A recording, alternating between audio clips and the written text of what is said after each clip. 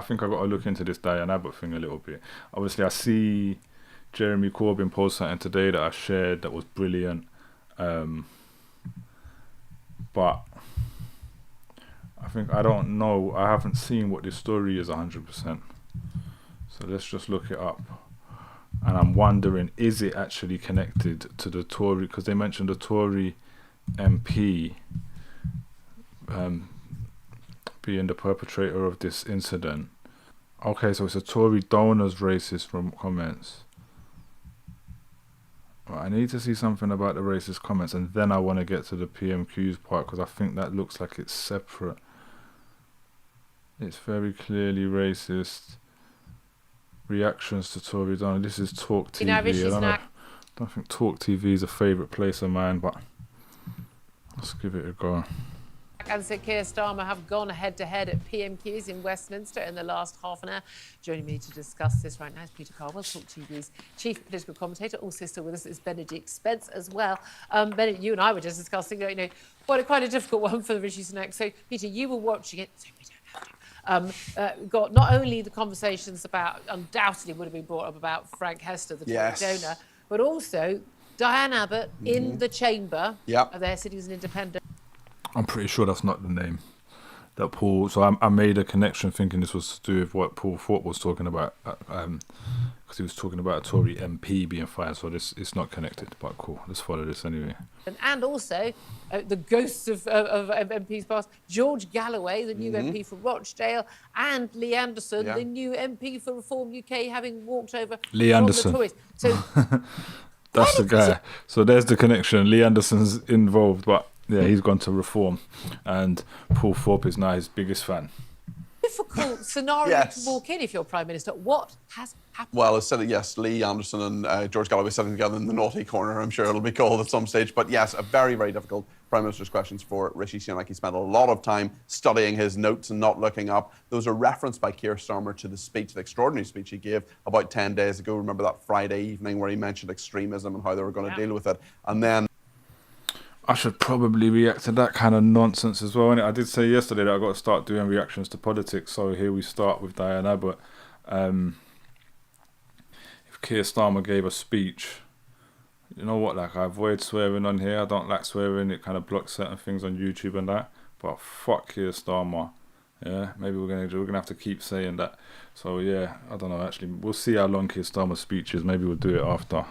A reference to Frank Hester as well. Also, the sort of Debbie McGee question was asked, where she was famously asked by Mrs. Merton, what first attracted you to the millionaire Paul Daniels? That was sort of slightly how Keir Starmer got into the donations from Frank Hester. It's gone with really topical stuff. Yes, indeed. Yeah, so that's what we're going to look at now. Oh, let's have a watch and a listen.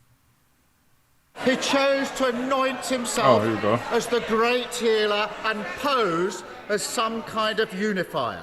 But when the man bankrolling his election says the member for Hackney North should be shot, he suddenly finds himself tongue-tied, shrinking in sophistry, hoping he can deflect for long enough that we'll all go away.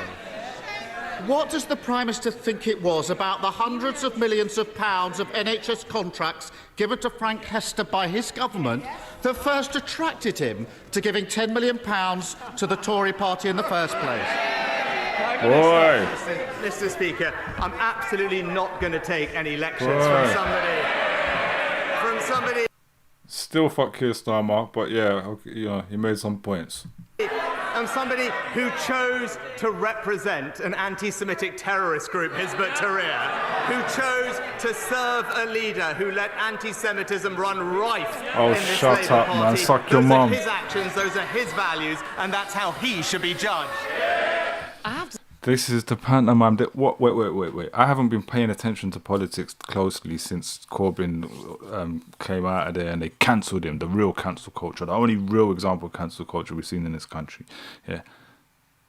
After all that time, Keir Starmer is holding him to rights to something that had happened in his party. And his only response is, you was followed by a leader who was anti-Semitic, which was a lie in the first place. We all know that's a lie.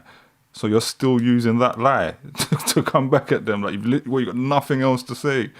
It's literally like the playground, man. These guys are absolute clowns. To say, I'm not sure Sunak's response to that was really very good in terms of criticising someone who was a lawyer representing people. Lawyers do that. Yes, but he was happy to, let's face it, Keir Starmer was. Yeah, he was a lawyer though, and he was the head of the CPS. So on that point, again, fuck Keir Starmer, yeah? But on the Jeremy Corbyn point, like, come on, mate, get out of here. Happy to try and get Jeremy Corbyn elected to the Prime Minister, so he needs to be held to account for that. But it was a rather... Wait. See, this woman here, she said literally the opposite to me. She said, yeah, well, he was a lawyer, so he's allowed to do that. But yeah, he should be held account for trying to get Jeremy Corbyn elected. I told you, Talk TV is probably not for me. The sort of laboured question from Keir Starmer, as it often is. I take lessons from him. We can both ask long questions. Sorry about that, guys.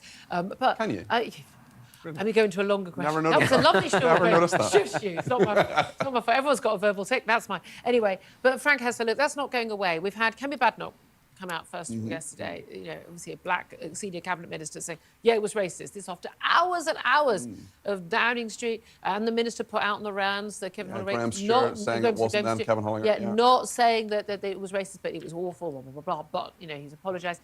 Even Kemi Badenoch there said, he's apologised. Then we've had Andrew Street, the West Midlands mayor, who's a Tory, saying, give the money back.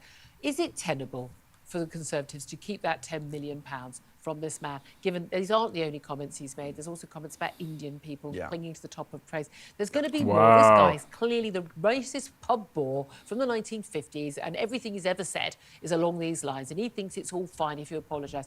Is it tenable? Are we not going to be... Sounds like Paul Thorpe, mate. ...seeing in the next few days that money being handed back? Yes, it's inevitable, and they should just do it now and get it over with. There's also the... Why don't they get that? What is going on in Number 10 that they don't get? They want it to go away, and they have a history in Number 10 of simply wishing things away and not acting. Listen, I kind of agree with this, right? So they're saying give back the 10 million that this guy donated to the party because otherwise you're showing that you're taking money from racists. Okay, cool. But let's just be honest. The Tory party is a racist party. All of them are racist. So no, actually don't give the money back. Don't give the money back just to pretend that you're not taking money from an openly racist person. You're all racists. Even the ones that are not white. You're all supporting white supremacy. So it doesn't really prove or serve anything other than to confuse us with the pantomime of politics that they're not super evil cretins. Decisively at the start. But did it take you a nanosecond to read those quotes and go, isn't it racist? It's clearly racist. It's very, very clearly racist, and it's really straightforward. He talked about Diane Abbott. He said he wanted her to be shot and he wanted to hate all black women everywhere. It's clearly racist, and there was this bizarre... I haven't seen... What did he say? All black women everywhere. I need to see the actual full quote. Yesterday, between three separate ministers who were out, one first thing in the morning saying, I don't think we should label it racist. One saying it might be a bit racist. Then Kemi Badenoch saying, which was not the Number 10 line, yes, of course it is. She bounced him into saying this, didn't she? No doubt at all I was going to bounce him into this. All right, so that showed a bit of it. Let me just see if I can see the original story a little bit. I don't want to watch another 10-minute video. Like, can you just give me one with a quick give me a quick rundown, man. It is a 2-minute video, but this is the SNP leader. Let's see what we come to the leader of the SNP, Stephen Flynn. Yeah. Thank you, Mr. Speaker, and I wish to begin by wishing Ramadan Mubarak to Muslims across these aisles. Mr. Speaker, the Conservative Party have accepted a £10 million donation from an individual who has said that one of our parliamentary colleagues in this chamber should be shot. Why is the Prime Minister of the United Kingdom putting money before morals? Mr. Speaker, as I said, the comments were wrong. The gentleman in question has apologised for them, and that remorse should be accepted. Stephen Flynn! This is complete rubbish. The gentleman in question apologised for being rude. He wasn't rude, he was racist, he was odious, and he was downright bloody dangerous. Now, on Monday, the Number 10 said, we've seen an unacceptable rise in extremist activity which is seeking to divide our society and hijack our democratic institutions? Isn't it extremism that we should all be worried about the views of those Tory donors that we've read about this week? Prime Minister. No, Mr. Speaker. There has actually been a rise in extremist activity that is seeking to hijack our democratic institutions. It's important. Yeah, like you lot changing the rules every 10 minutes, like trying to block people from being able to vote. It is important that we have the tools to tackle this threat. That's what the extremism strategy will do, and I would urge him to wait for the Community Secretary to release the details. Alright. Still didn't show me the quote, but yeah, I mean, I think now that it says that it,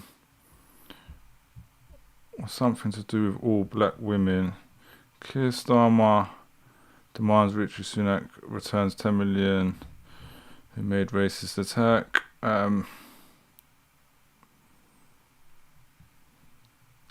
Diane Abbott slams speaker. Let's do this. Prime Minister. Because this was part of the last bit that I said I was going to look at. Obviously they did, so they basically didn't let her speak. Like, what kind of wildness is that they're not going to let her speak at PMQs? Having a bad week that's about to get worse. Will you give the money back, Prime Minister? Dogged by this row since Monday, the Prime Minister took a day to condemn offensive remarks from his biggest donor about former Labour MP Diane Abbott as racist. His party divided and increasingly despairing at his leadership.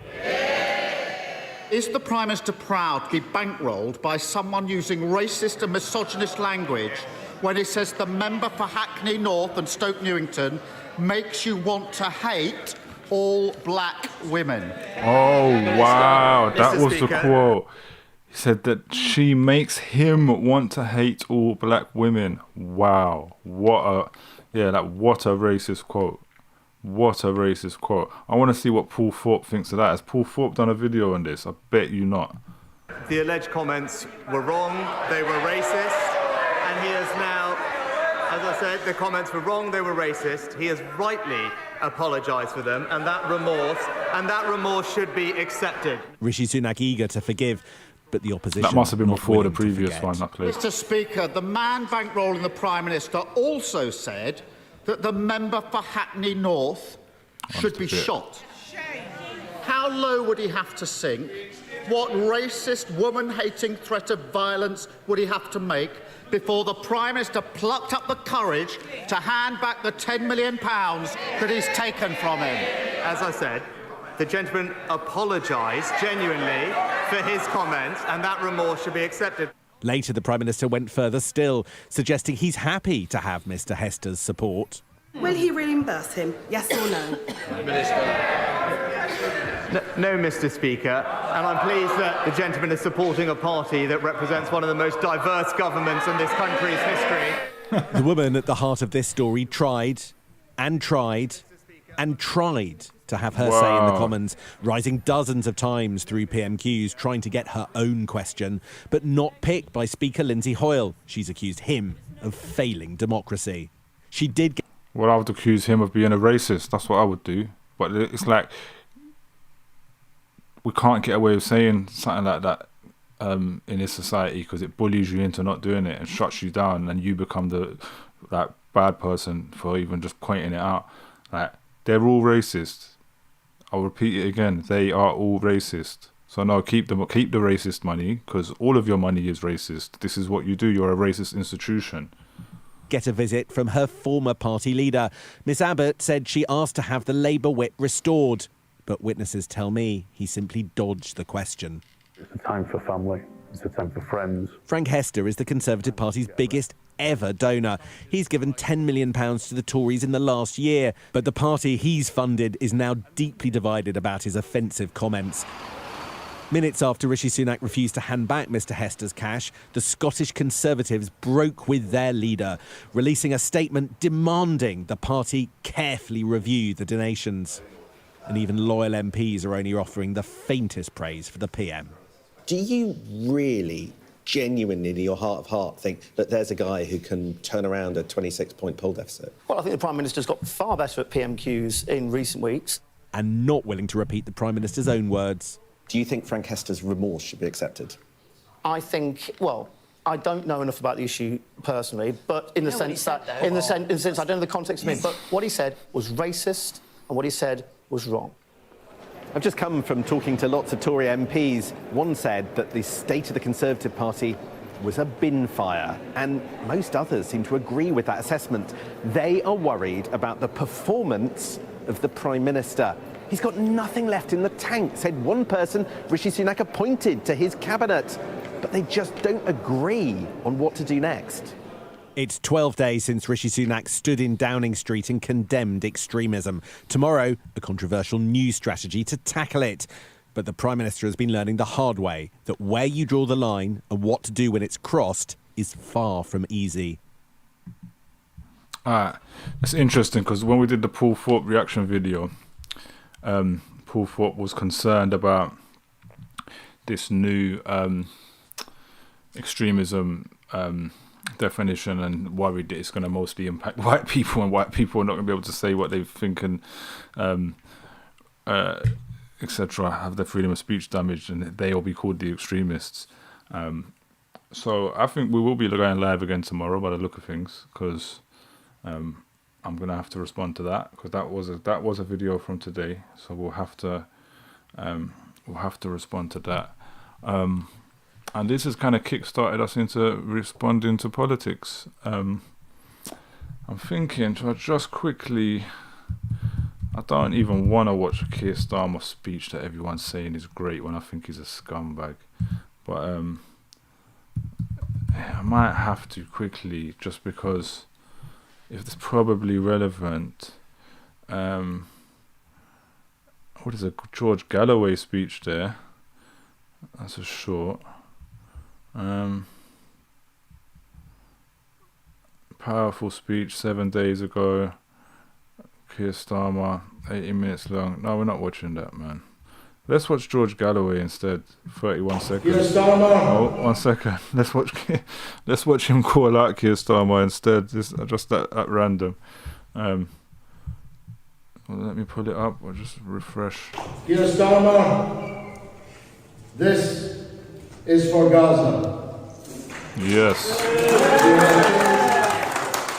And you will pay a high price for the role that you have played in enabling, encouraging, and covering for the catastrophe presently going on in occupied Palestine in the Gaza Strip.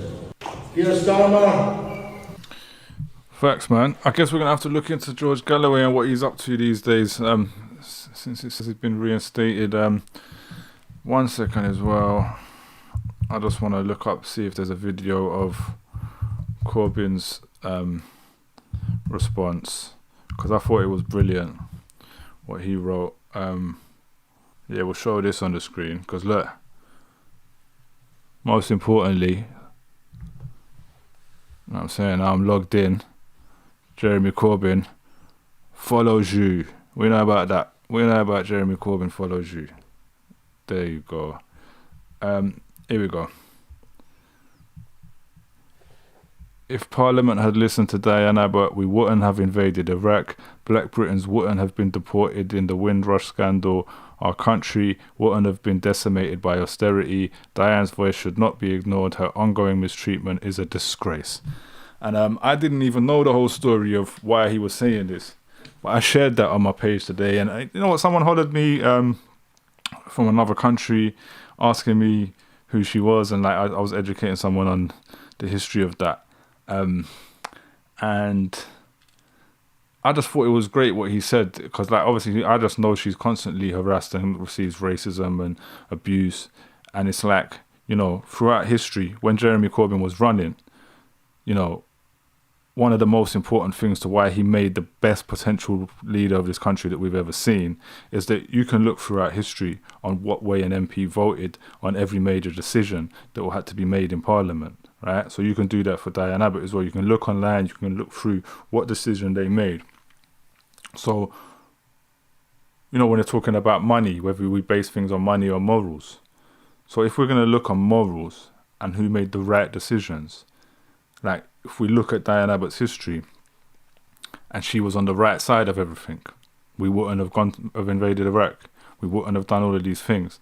Then she should be shown more respect than these idiots that are running the country, these idiots that are in the front bench. Do you know what I'm saying? Because actually she's proven herself more to be a great person. So whatever, man. You know what I'm saying? But I think we will leave it there. It's been SJW Live. Subscribe, comment, all of that good stuff. I know, you know, a lot of my viewers now are people who don't agree with me politically or socially, and a lot of them want to come here and troll me and all of that. And, you know, I call myself SJW, social justice warrior. So that's part of what I'm doing here. So I like that it's working, to be honest. But I do want to say, like, keep leaving your comments. Leave positive comments, man. People that do agree or got something, you don't have to agree perfectly. We don't always agree perfectly. We have people that I agree on some things and some that I don't, that are in the chat all the time. Just stay involved, stay engaged, because actually, you know, conversation does bring us to progress. It does achieve things. Sometimes two people arguing are completely opposite, are getting nowhere with each other, but someone else watching learns something from it. So yeah, man, respect to everyone who's engaged, like even the haters.